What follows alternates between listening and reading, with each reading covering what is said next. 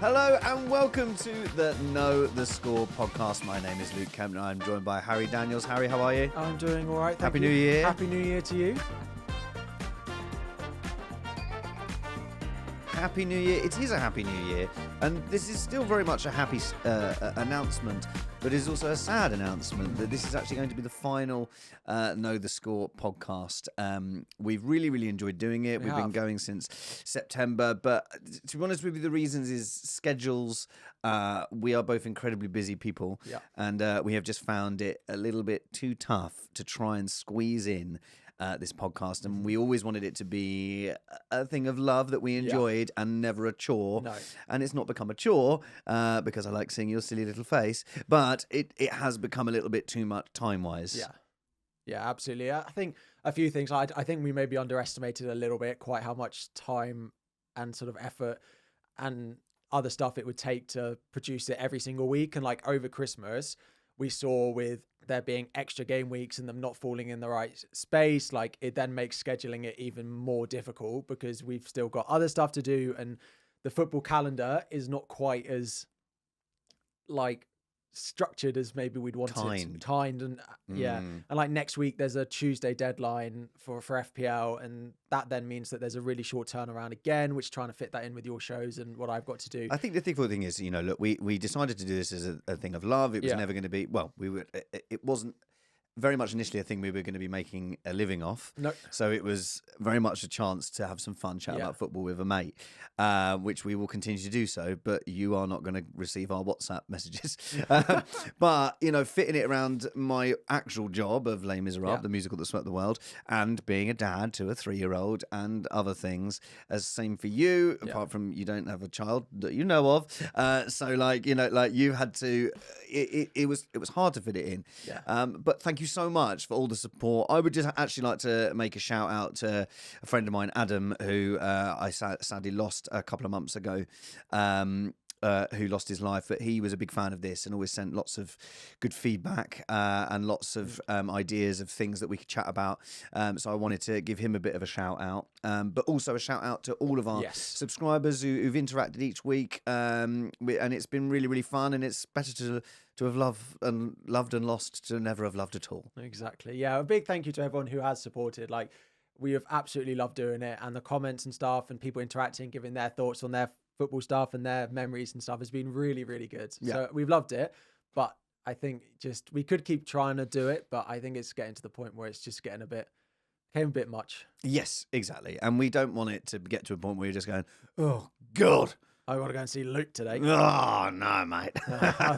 But don't worry, there'll still be lots of Ange today. So shall we crack on with GW20? Why not? It's the end of, it's like end of term. We should have been in our normal clothes and watch FPL bloopers. Yeah. Own clothes day. We called it Mufti Day. Did you call it Mufti Day? No.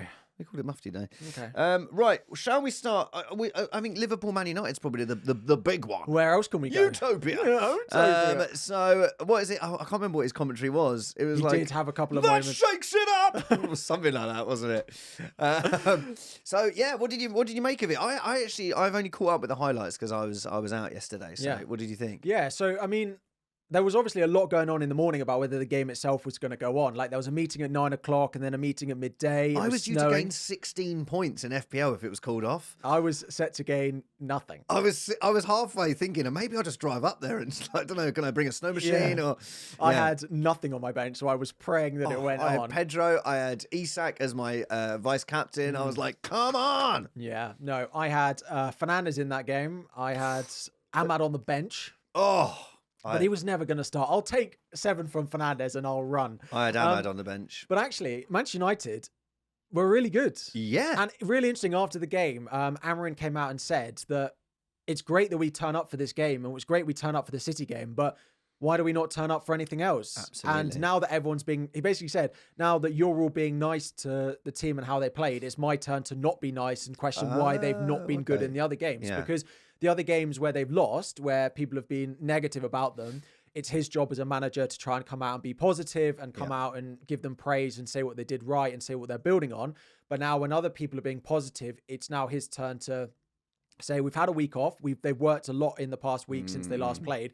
And now it's their job to come and say, right, why are we not doing this? Like, we've got Southampton at home next week. Are we going to do the same as we did in previous games? Or are we going to play like that? So they were much, much better. Do you think a bit of it, though, was due to, and I heard Carragher sort of talking about, people were talking, how many are Liverpool going to score? People were saying it to me in the car park, how many Liverpool's going to score today? Is it going to be 5? Is it going to be 7? And I don't like that. I don't like that. But like, maybe there was a bit of complacency. Like, I'd predicted 7-0, you'd predicted 4-0. Yeah. Well, it happened last year where everyone predicted it to be a massive scoreline and it ended in a 0-0 draw. So there was a little bit of that maybe we over-egged it a little bit. But going into the game, you couldn't see anything else. Of course. Man United, the worst team in the Premier League, arguably one of the worst teams in the Premier League, and Liverpool clearly the best. Yeah. So it was like, surely it's just going to be an absolute procession. I do think one of the big things is the midfield too being different from Man United. Yes. So Ugarte coming back from suspension and Kobbie Mainoo being in there, who has not been fantastic at times, but had a pretty good game, and replacing Casemiro and Eriksen,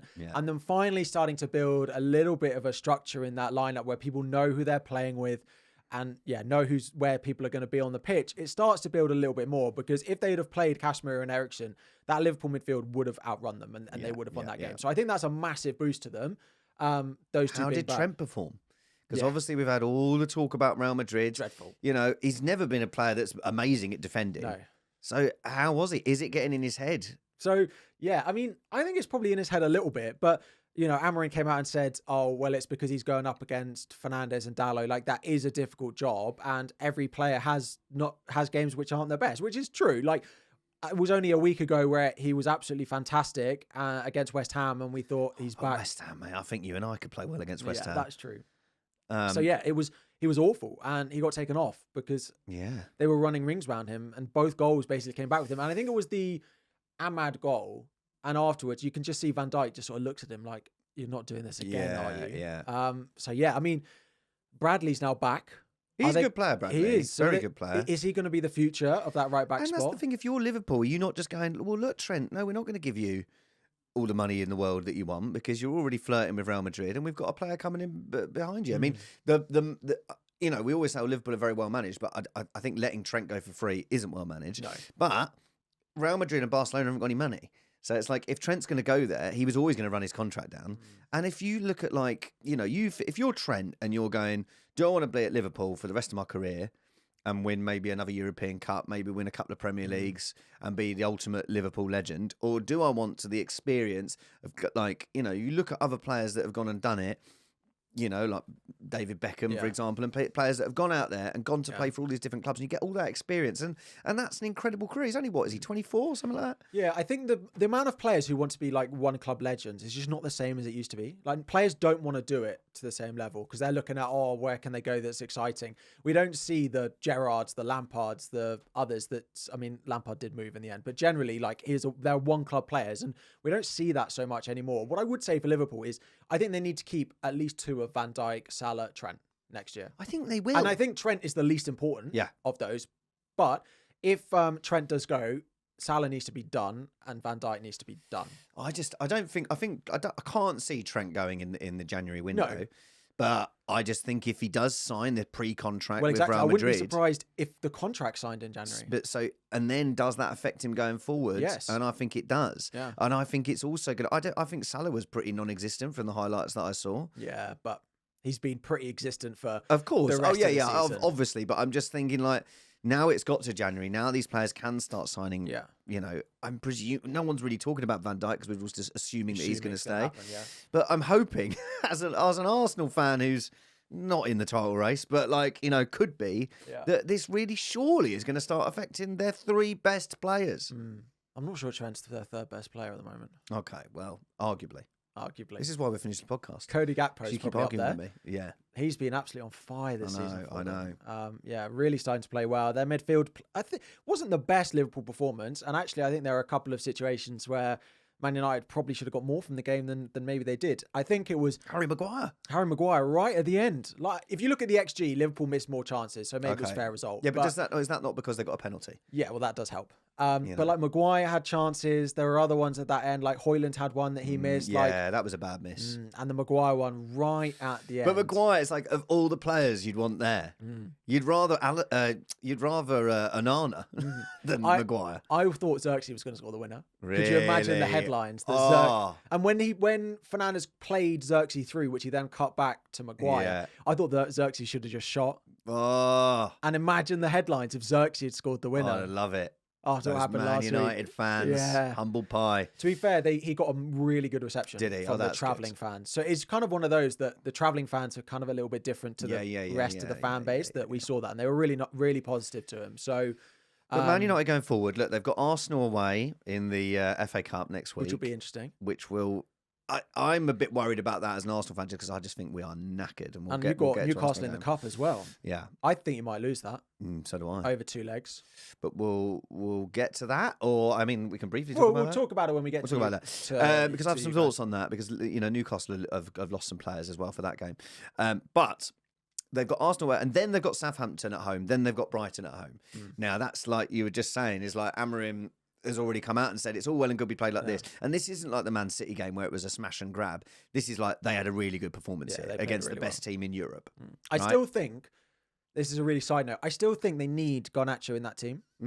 I don't know how they fit him in, whether they put Ahmad back to wing back or they put Fernandes into the midfield too. But I still don't think they have enough good attackers on the pitch to go and win football games 3 or 4-0. Like their front three of Fernandes, Højlund, Ahmad is just not good enough to score loads of goals. You ended up with 2 Man United players in your FPL team.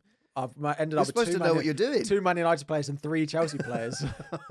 But now looking at Southampton, you must be buzzing to have those players in. Yeah, but then there is part of me that goes, they were rubbish before. Yeah. So I'm now pleased that I've got Ahmad going into that Southampton game. Yeah. Yes, he'll probably get injured before then. Exactly. So where should we go next? The early kickoff. Early kickoff, which was the Spurs Newcastle game. Oh mate, if all things were equal, it'd been a different result. Yeah. Sorry, what do you mean by that, Ange? If all things were equal.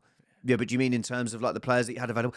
If all things were equal, things would have been different if all things were equal. Yeah. Now, I would like to point back, Ange, a couple of years ago when Arteta had been moaning about the referees.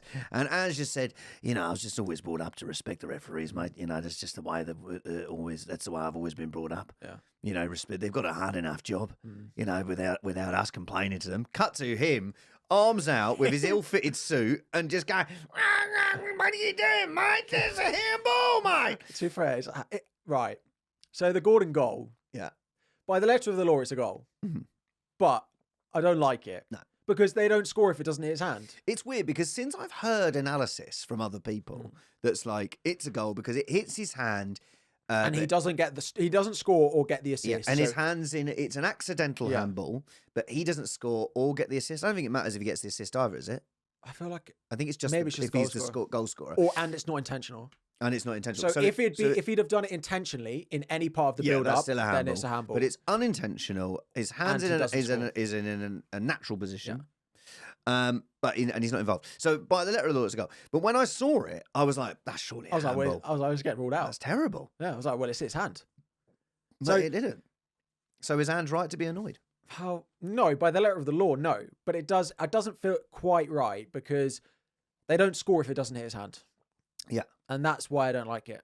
And it's like, it's not in a natural position, but it's not like it's in front of him. Like it's still out of his body enough that if his hand is not there, he doesn't intercept the ball and they don't score. So that's why I don't like it. If it's tucked in, like let's say it was in front of his body, then I think it's different. Yeah. But by the letter of the law, it's a goal. And then, and then there's also the penalty incident that wasn't given. Yeah. Do you think that the Gordon one is a penalty? Is it Kulusevski? Yeah. He sort of turns. It's a sort of shoulder into a... I mean, I'm sure as an Arsenal fan, you have an opinion on this. To be honest with you, I don't... it's not a penalty. No. Like, nor is the Brighton one. Nor is the Brighton one. But this is even less of a penalty than this one because he just turns. He doesn't see him there. It's completely accidental. It's not a penalty. But, Ange was saying that basically they deserve to win the game. Ange keeps saying, if we'd have got the points that we deserved... that's not the way football works, mate. I don't think they deserve to win the game. Maybe they deserved a point. Yeah. I did look at the game and I did think there were times where Spurs were absolutely hammering on the door. Like, we went into this game where there was this illness going around Spurs. We didn't know Just go who around was the old Premier League. who was going to be Everyone's available. Son and Maddison got benched Yeah. on form, basically. Right. Apparently, like Oh, apparently were they not illness No. benches? Mm. So Dragishin and No, I think Maddison was ill. oh But then, because that's why people were kicking off that he was at the darts. oh. Like, we're at the darts if you're ill. How do you feel about that?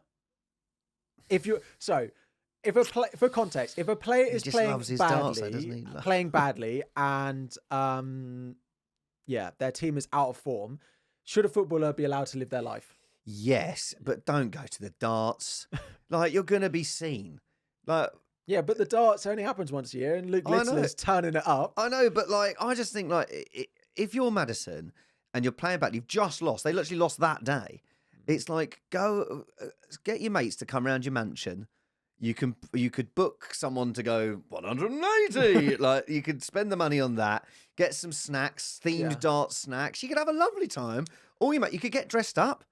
And they'll be on the telly, and no one knows that you've had a lovely evening watching the darts. But why is it different if you're a footballer? If you have a bad day at work, should you then not go out in the evening? Like, let's say I make a mistake in a bit of work I do when I'm at work, not for me, but the average person. Like if I had my normal 9 to 5 job, if I made a mistake at work, does that mean I'm not allowed to go out in the do you evening? know? I think this is the Could argument. I not go to the darts? Well, this is the argument. If I make a bad transfer in FPL, should I not go to the no, darts? you shouldn't, especially when you tell the rest of us to do it. But I think this is where, it annoys me when people go, how's he not scored that? He's on 150 grand a week. How's he not scored that? Because he's human, right? But when you are paid 150, 200 grand a week, you cannot go to the darts when all of the people that have spent an absolute shed load to go to the games, you've let them down. Yeah, so it's different because he's a footballer. Yeah, because you're paid that amount, and that's part of the deal. Because by the time you're 40, you've earned... I don't think it's in the contract. 30 million. No, I don't think it's in the contract. Don't go to the darts. darts if you're losing. Especially as he's sort of promoting it whenever he scores. But I don't think you should be going, mate. I wouldn't be happy if I was a Spurs fan. I'd be like, don't go to the darts. Yeah, but also he can do what he wants. He can. He does what he wants. I didn't like that. But yeah, but I thought Maddison was ill. That's why he was on the bench. But is Alexander Isak the best striker in the Premier League at the moment? Yeah. Again, it's a really great goal. He just anticipates it. Yeah. I love goals like that. He did miss one. He did miss one. And Gordon would have tapped it in at the far post as well. Yeah. Isak is now he's getting close to the record. I think 7 consecutive now. Or what's 8. the record? Oh, what did Vardy do? Like 12, 11? Is it? Yeah. Which he took off his manager, Ruud van Nistelrooy. Fascinating. Yeah. Isak's fantastic. And I do worry, going forward, Newcastle's next game is Arsenal away in the Carabao Cup. But they're without Bruno Guimaraes, who's suspended. They're without Shah, who's suspended. Is Shah still suspended? Yeah, he's suspended for the Carabao Cup game as well. Yeah, but they just got Botman back. Yeah, who looks ropey as hell. Yeah, he did have the best game. And then, is Pope injured? Yeah. So, has he been injured for ages? Since beginning of December. Oh, right. Okay. So then... He is meant to be back soon, but I don't think he'll be back midweek. So I'm looking at that, and I think that gives Arsenal a little bit of hope. Yeah. Because defensively... Look, is it at your place? Yeah. Okay. It's 2 legs, though. 2 legs. So you've got to win this. Yeah. Because I do think Arsenal could go and get a 0-0 away. Yeah. But I think you've got to win it at home. And, look, Arsenal will have Odegaard back. We'll have Martinelli back, hopefully, after their sickness. Havertz. I do think that is going to be a better side than we saw at Brighton. But, yeah, I think Newcastle, quite rightly so, they should be absolutely gunning for this. They're playing so well. Probably the most informed team in the league. Yeah. Along with Liverpool. And maybe... I was going to say Forest because Forest have won 5 and 5. But those 3 most informed teams in the league at the moment. Really, really great. So, yeah, it's going to be an interesting game. I worry for Arsenal just because I think we're quite depleted and look knackered. But look, Newcastle had quite a gruelling game on Saturday, as did Arsenal. So we shall see. Let's talk about you next then. Okay, so that was the late kickoff. Yes. Arsenal Brighton, I looked at the lineup and I thought this is Arteta just going in for a 1-0. We had a midfield of Marino, Rice, and Jorginho. Yeah. It's like the slowest midfield in the Premier League. And then you've got Partey at right back because Timber was suspended. Yeah. But this is because Havertz is ill. Odegaard and Martinelli both sick on the bench as well. Apparently Odegaard didn't even train the day before. Okay. So it's like... And he came on and he wasn't very good. No. But the thing is, this is the difference of, it doesn't matter how much you get paid. If you get neurovirus... Yeah.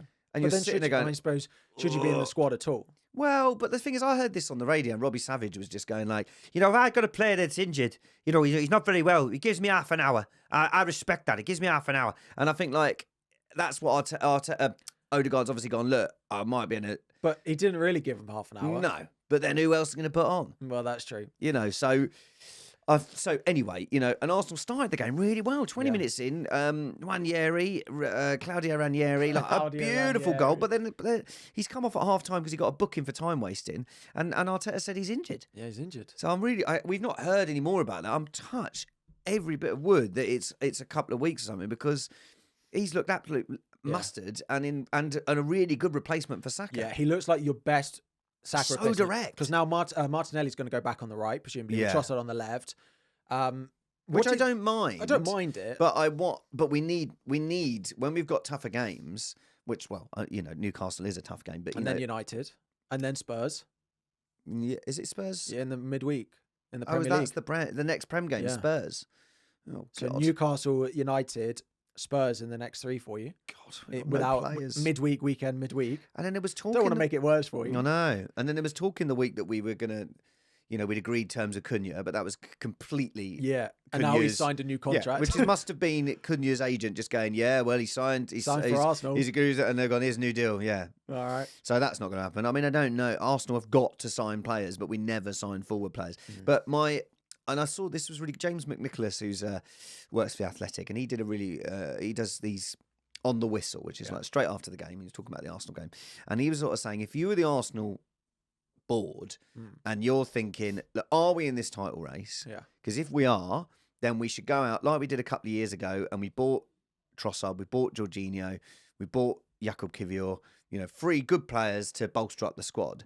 Where this year it's sort of like, are we in the title race? I guess we sort of are, with Liverpool dropping points, but it's like, do you want to go and overspend on a player that you might not have spent that much or even wanted in the summer just to give you a chance? I would argue yes, because we're still in with the chance of the Champions League, Carabao Cup, maybe even the FA Cup as well. But I could understand the board going, maybe we'll save that extra 40 million to use in the summer.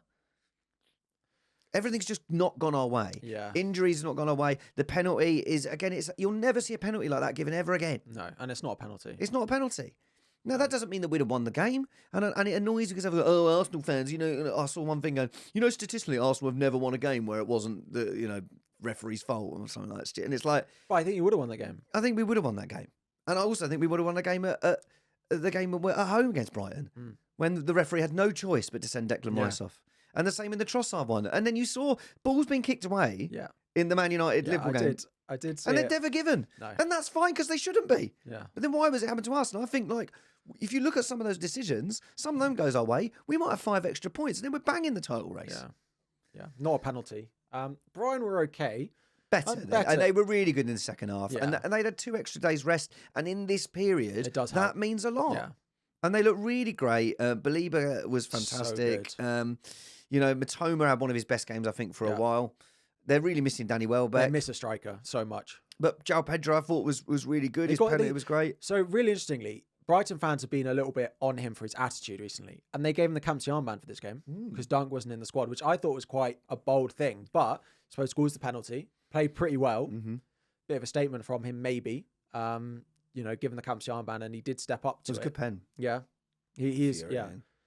So yeah, I was pretty miserable about that. But then when I saw the Liverpool drop points, you can't. The trouble is, you can't be like, we're out the title race. Next day, we're back in the title race. Well, Forest are going to go and win tonight, and they're just going to slowly creep up the table without anyone else noticing them. Well, Forest had then got Liverpool. Oh, I can't wait. Is that Super Sunday? Have we got? I don't know. That's midweek. That's an intriguing one. What would you predict if you were predicting that now? Liverpool to win. But I would predict Liverpool to win any game. Right. Okay. Now. I reckon that's going to be an interesting one. Oh no, it's on while I'm at Chelsea Bournemouth. It's on while I'm doing Les Mis, but I will find a way to watch it. Shall we move on to Chelsea? Yes. The other title challengers. No winning 4, dwindling away. It's over. Jackson, man. Why is he the Jackson of last season? Oh no. You liked Jackson. I still like Jackson. I'm watching it just going, how's he missing all of these chances? Oh no, it's like Darwin. Oh, it's infuriating because he's my team. I'm watching that as well. Like, Munoz should have had 3 assists. Yeah, was so good. He got man of the match.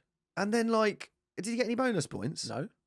Should have got 3 assists. I'm the only one with him in my league. And I'm the only one with Jackson in my league. Yeah, but I had Munoz instead of having a Fulham defender, and that didn't work out too badly in the end. Well, yeah. I had Munoz instead of having Ahmad or Pedro on my pitch. Yes, all right. Was that stupid? Yes. I just knew I thought Arsenal would keep a clean sheet, and without that dodgy penalty, they would have done. Yeah, so I was right. Penalties. Yeah, so I mean, Sancho's been great for us. Fantastic assist, really good goal. Went 1-0 Loved up, that. and then it's like, yeah, well, we didn't go and close out the game, which we should have done. We should have been 2-3-0 up in that game. And he's on loan, isn't he, Sancho? Yes, but we've got like a 25 million buy clause on him. Blimey. Yeah. So we'll activate that. Thank you very much. And even if we sold him straight away, we'd 15-year make money. contract. Yeah. Lovely. Sell him in a year's time, 50 million. Thank you. Exactly. There you go. The Chelsea way. Exactly. So, yes, we started well. We created an awful lot of chances in the first half. We didn't capitalise on them. Palace at home looking better. We're always going to create chances. We didn't put the game to bed. And then they started banging on the door. We then, right.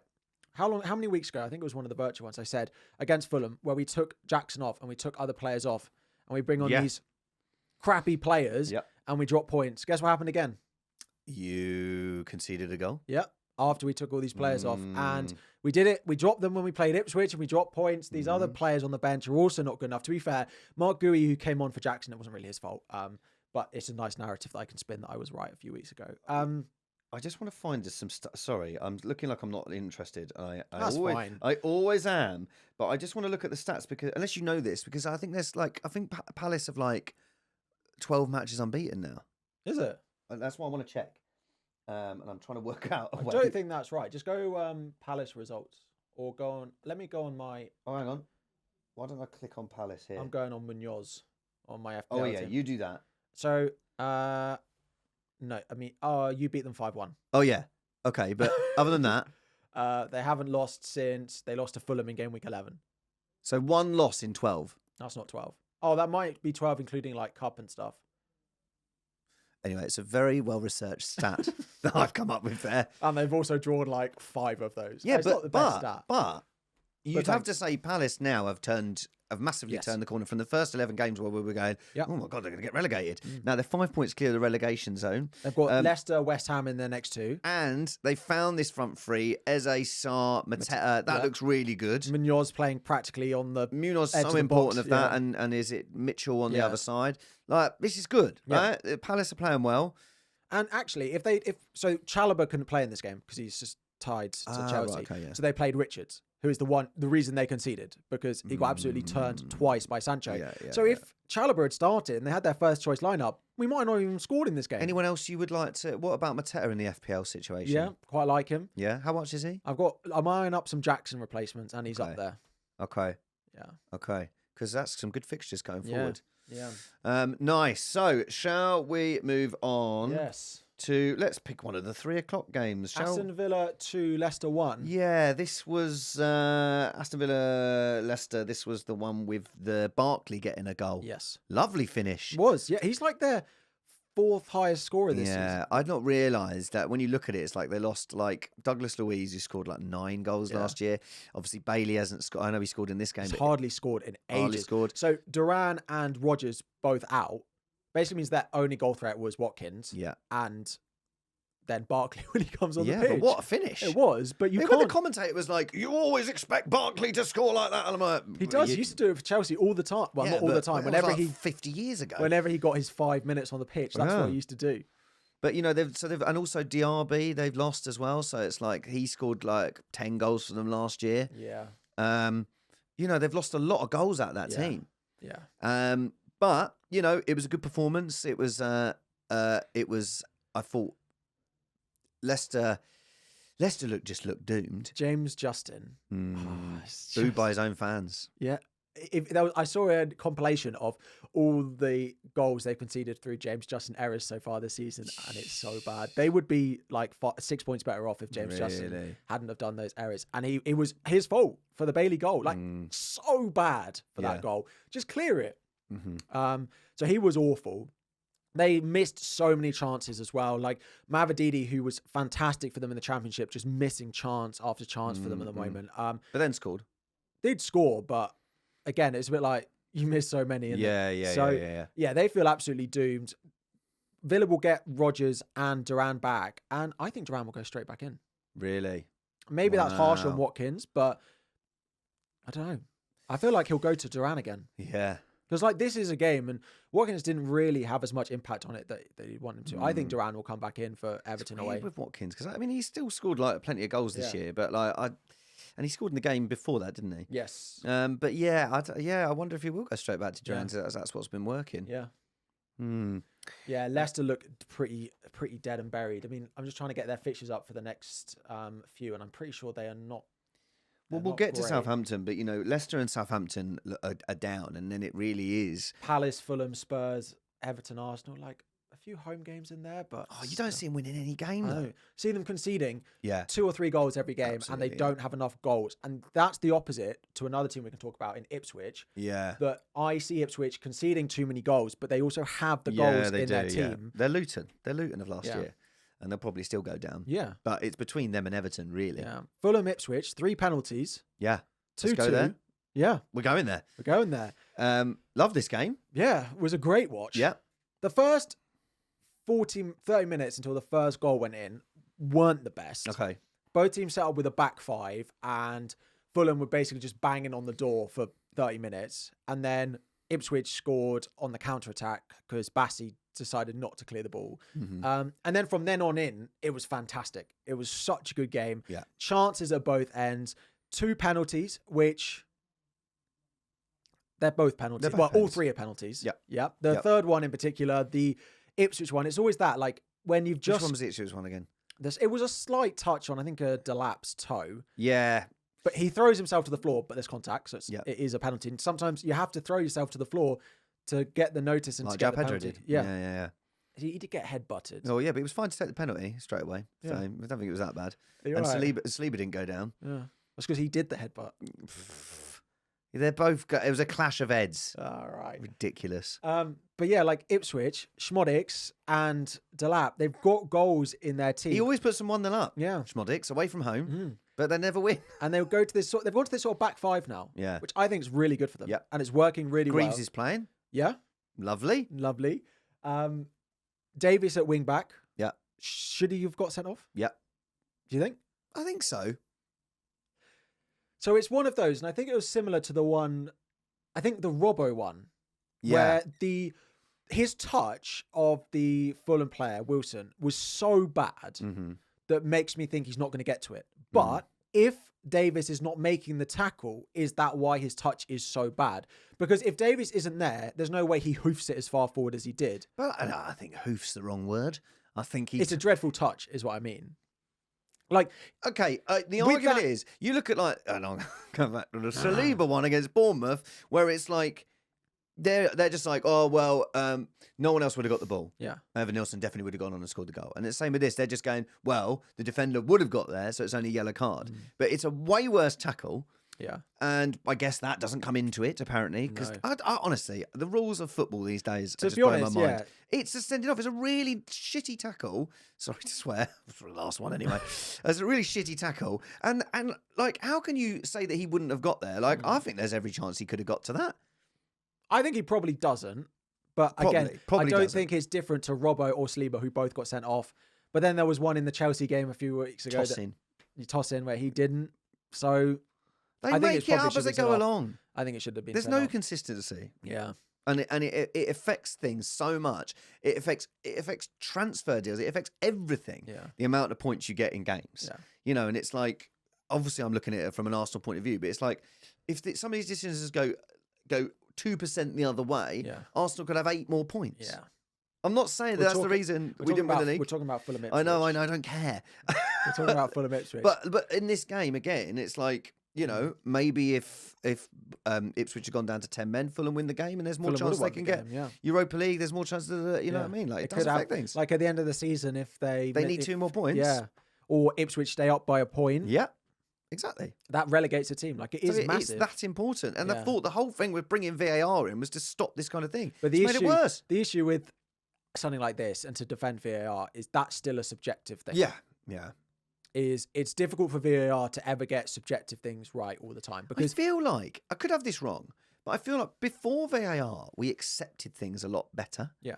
But because we have VAR, we go, well, we feel like we're getting extra analysis. Yeah. And they're still subjective, aren't they? Yeah. So the trouble is that what's the point of having VAR with things that are subjective? You can scrutinise something so much, but if it's subjective, you're still going to not please everyone. Exactly. Yeah. So what it should be was they should have VAR for offsides and... Oh, God, do you know what? I haven't got the energy to talk about VAR. All right.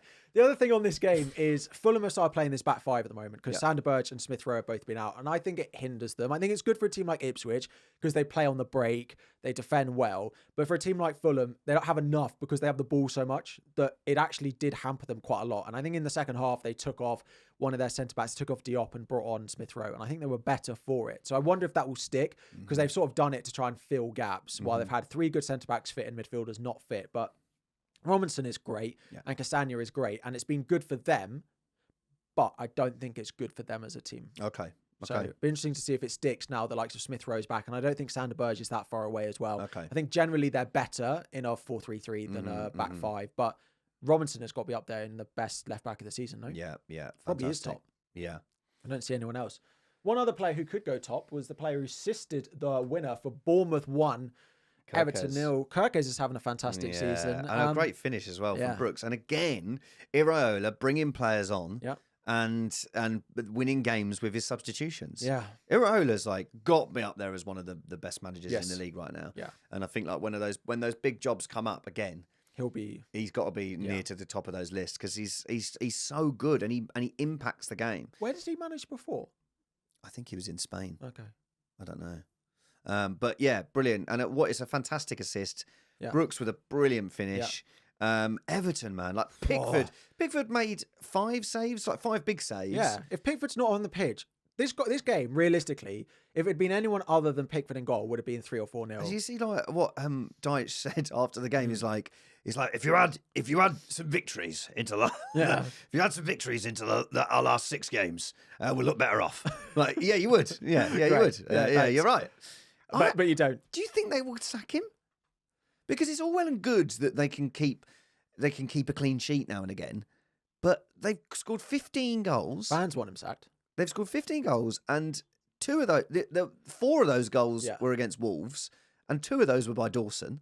So my only thought of it is, I worry if they sack him, it will be like Leicester, where they go and bring in a manager who's a better manager, but bringing them mid-season is not going to give them enough time, and then they'll just get relegated. Right, that is a fair point. Yeah. But they just don't have enough goals. Where are the goals coming from? And they're not going to sign anyone. No. And now Broja, who they've brought in, is injured again. Yeah. It's weird because Calvert-Lewin, he used to be brilliant. Did he? Well, he certainly had a few runs where he had more than 0 goals in him. Yeah. Yeah, I agree. What? But without Pickford, I mean, they're doomed, man. He was brilliant. Because I'm buying a defender from Aston Villa. Yeah. And then they've got Spurs. That'll be interesting. Yeah. Will they be able to score against Spurs?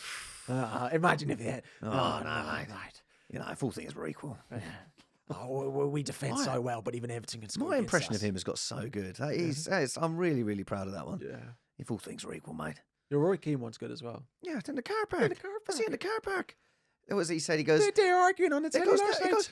Never. Trent trying to say he's going to Real Madrid. He's going to go to Tranmere Rovers the way he's playing tonight. And in Tranmere Rovers, they go and tweet as well. They go, we don't want him. Is that what they did? They tweet that? Amazing. Love that. We got to Tranmere Rovers. So yeah, Bournemouth, man, great, and doing very well in the league. Yeah, Everton look.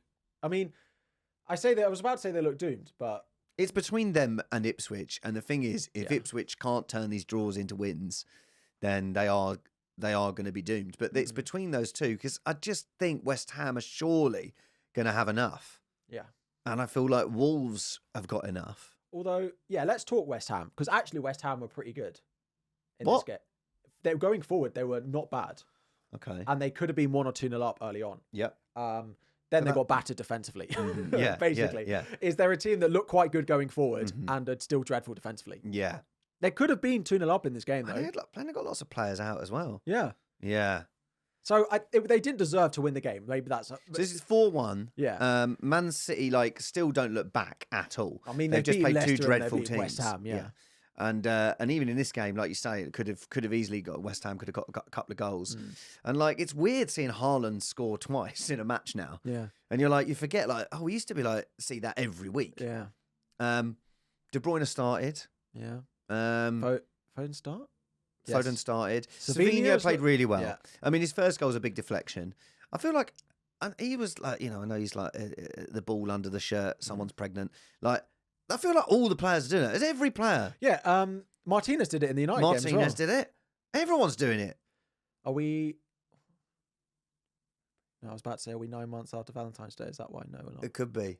No, we're way further than that. It's usually 9 months after Christmas is what often you get as well. You know, that's the most common birthdays in the year, in people, is 9 months after Christmas. Yeah, which is... It's like September. Yeah, and my daughter is born on the 4th of October. Good Christmas. Thank you very much. Good Christmas. And that's why we're getting taken off YouTube. But yeah, so look, you're arguing saying West Ham were pretty good in this game. Well, when they lost 4-1. I think they were pretty good going forward. Yeah. I think Kudus had an okay game. I think they created enough chances. Arsenal's going to get Kudus, but he cost about 80 million. Yeah. I just think they're going to still score goals. Yeah. Yeah, defensively they're not great. And Areola is just still not very good. Fabianski is meant to be back now. He's just had a concussion protocol. Yeah. So the injury we saw for a couple of weeks ago wasn't that bad. Right, yeah. But I still think they're good enough going forward. Okay. That when they play a team, they could easily put... when they play the teams around they're going to get enough wins. I think they'll score 2 or 3 goals against Ipswich, against Leicester. Fine. They can score as many goals against this team as City can, as Liverpool can. Yeah. But then when they play teams who actually know how to defend and attack, they'll lose. Yeah. Because they can't defend very well. I mean, not that City can defend very well. Well, exactly. And we did see it, really. West Ham just didn't take it. Yeah. But yeah, I don't think City are particularly back. I don't particularly care about City results at the moment, which is a really weird feeling. It is weird. And there will be a point where we care. I know, because it's 2 wins now, and it's they start to put that bit of a run together. I mean, they're already 2 points behind us. 4 points behind us, no? 7 points behind us. 2 points behind us, and more. There's more points in the last 5 than we have. But they're in crisis. Yeah, exactly. Yeah. Oh, mate. Let's move on to the other relegation team, Southampton versus Brentford. Yes. That's the final game. Is it? It is. No. Yeah. Wow. Okay. Southampton, Brentford, 5-0. I mean, so they got this new manager who said today it was like being kicked in the head. And it was. The best thing about it, though, did you see this clip of the woman who predicted the result? Yeah, it's so funny. So there's a woman who, she used to be the player liaison for Brentford and for Southampton. All right, so she's there at the and that what they do is in the director's box, someone predicts the result of the match, and if they get it right, they win a signed shirt. Doesn't everyone predict? Yeah. But you shouldn't do that if your team loses every week. Exactly. And so she predicts apparently the context is for a laugh. She went, I don't know, 5-0. Like that. Lose 0-5. Yeah. But so she wins and she's like, woohoo! But the worst thing about it is it's presented by Adam Armstrong, who's just been in the team that got lost 5-0, and he's sitting there with a face of thunder, and he has to hand over this signed shirt. And she's like, woo! Thank you! It's so funny. If it wasn't hilarious enough that they've lost 5-0 to the team that are the worst team away from home in the league, and yet they've lost 5-0 to Brentford. It's almost like Brentford's away form is better now they've played Southampton, and it's worse because their home form's worse because they played you at home. It's almost as if it didn't mean anything. Yeah. But that's the highlight of my weekend, that clip. Yeah, that is really, really funny. But look, the Southampton thing is at least under Russell Martin there was some sort of system. Where now it was a bad one though. Well, it was a bad one, and but at least you knew what they were doing. Where now it's just like, what is that? It's just a load of players with no ability or confidence. Maybe they'll sack him and get another manager. But what's the point? They're going down. Well, exactly. So what do you do? There's no point buying anyone. Who's going to go to Southampton? No one. So, what do they do for the next? You got to just be looking at that teams like Man United are playing them next and just be lumping in right for the old FPL. I'm being honest. Do they get 5 more points this season? Yeah, so this is the thing, right? The record, I brought this up a long time ago. Yeah. That the Derby record is 11 points, right? And they had 6 points at this point in the league as well. Do I see them getting 5 more? No. Who Who have they got to play? Let's have a look. Who do they have to play? I'm going to have to find a Southampton player, which I don't know many. There we go, Harbour Bellis. Who have they still got? Like, who are their bankers? So they go away to Ipswich. Yeah. They have still to go away to West Ham and away to Leicester and away to Everton. Yeah. The only teams at the bottom that they have at home is Wolves. The others are all away from home. They've already played everyone. Their home fixtures left this season are Newcastle, Bournemouth, Brighton, Wolves, Palace, Villa, Fulham, City and Arsenal are their home games. Yeah. Nothing. I actually think they might break the record. Yeah. Who knows? I mean, it doesn't look like it at the moment, but then I just always think that sometimes there'll be something. We always just go, oh, like Chelsea are absolutely, they're going to win every single game. And then they go 4 games without winning a game. Yeah, but this Southampton team have won once all season. What I will say though is, and I don't know how to get it up in front of me, but I did see a tweet recently, and it was sort of going back to talking about fixtures going forward, is that Liverpool's fixtures going forward for the rest of the season are really tough. Like, they've got really tough away games, and Arsenal's away games are the bottom 5. Like, yeah, we've still got to go to Anfield. First half of the we've season. Still got to go to Old Trafford. But if you look at, and I'd love to get it up so I could. Is there a quick way you can do get that? The Liverpool fixtures up. Yeah. But like, they're looking at their fixtures going forward. They have got a lot of tricky away games. So away to Forest, tricky. Away to Brentford, tricky. Away to Bournemouth, tricky. Away to City, tricky. Away to Villa, tricky. Away to Fulham, tricky. Away to Leicester, not tricky. Away to Chelsea, tricky. Away to Brighton, tricky. And away to Everton.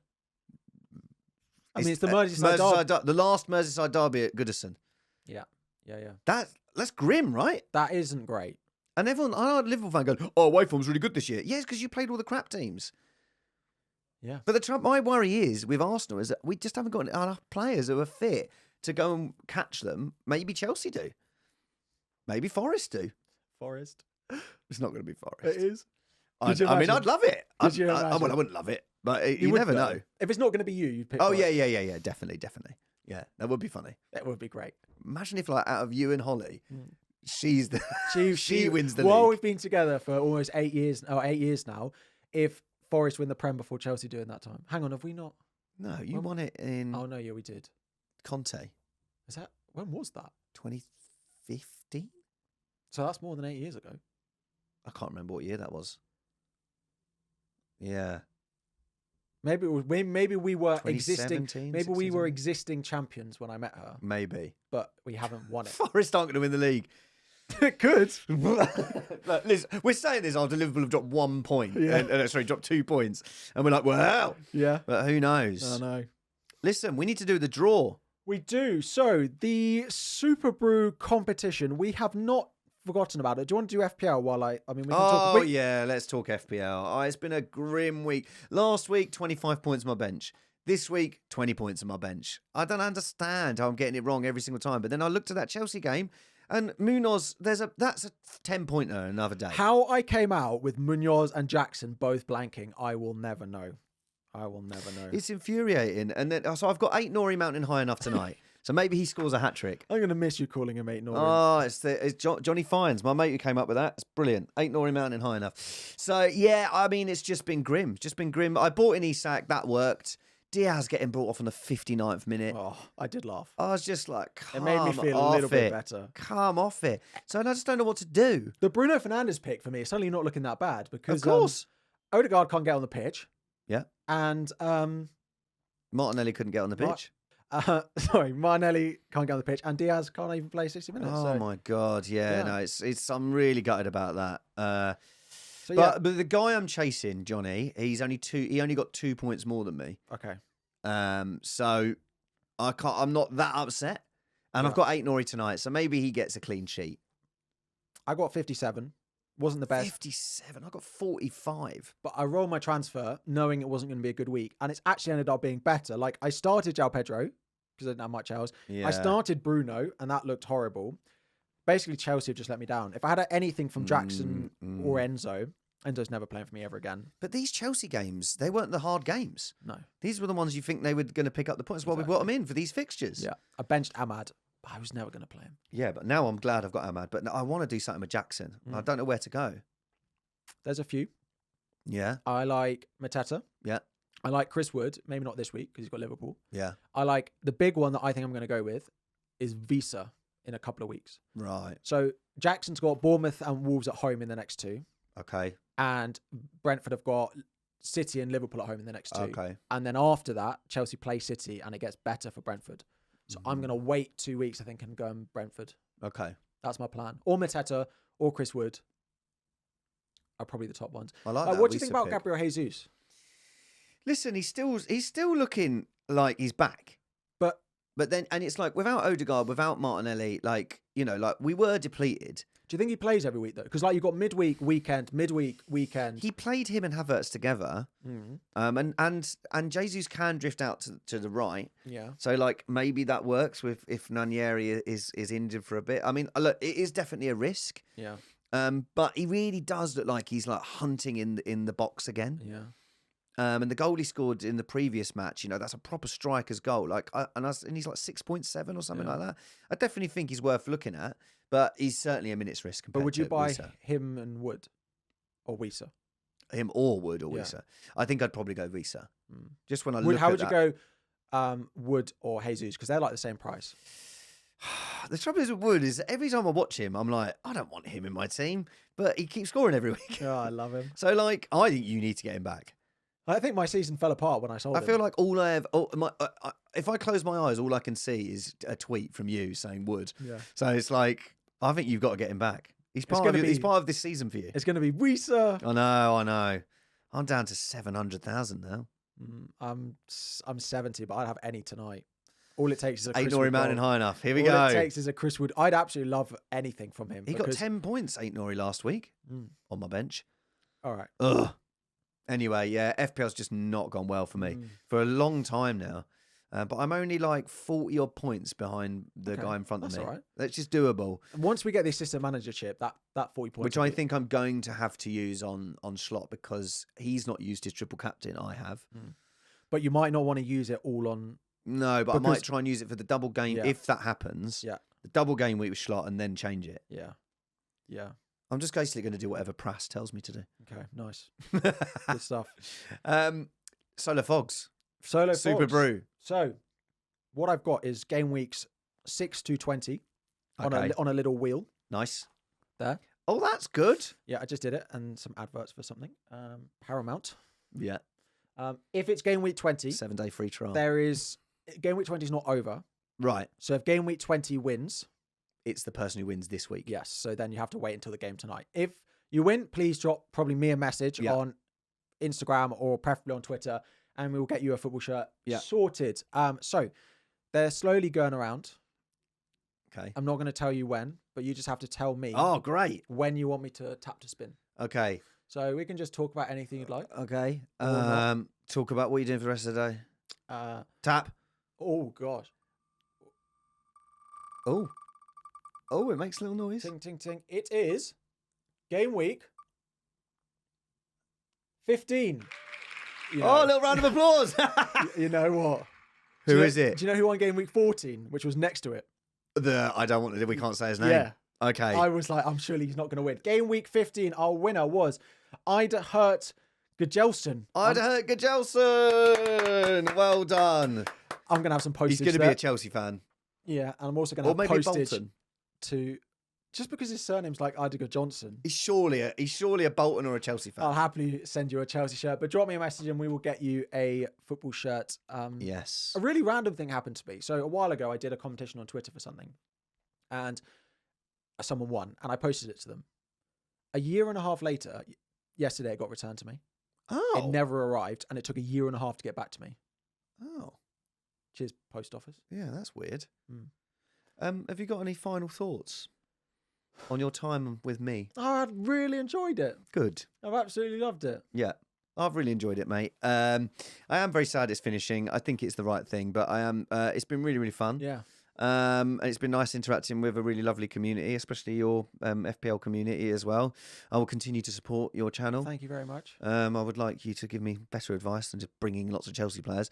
I think you should sell your Chelsea players. Yeah. But it's been a pleasure, and everyone, look, I'm still going to be on the socials. We can still keep in touch in that way. And look, never say never. Maybe one day we'll reignite. But thank you so much. Thank you. And we won't see you next week, but we'll see you at some point in your life. Bye. Bye.